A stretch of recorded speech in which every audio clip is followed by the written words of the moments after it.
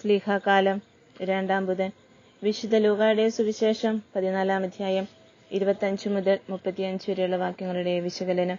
ശിഷ്യത്വത്തിന്റെ വില. ദൈവരാജ്യ പ്രഘോഷണത്തിനായി അയക്കപ്പെടുന്ന ശിഷ്യന്റെ ഹൃദയം ലോകരാജ്യത്തിൽ ഉടക്കിക്കിടക്കരുത്. ലോകത്തിലുള്ള സകല ബാന്ധവങ്ങളും പെറ്റുപെരുകിയ മാതാപിതാക്കളെ പോലെ മറക്കണം. ഞാനും എനിക്കുള്ളതും ഒരുതരം നാർസിസമാണ്. ഇനി ഞാനല്ല, ക്രിസ്തുവാണ് എന്നിൽ ജീവിക്കുന്നത് എന്ന പൗലോസ് ശ്ലീഹ ഈ ഉപദേശം ജീവിതത്തിൽ പ്രാവർത്തികമാക്കിയവനാണ്.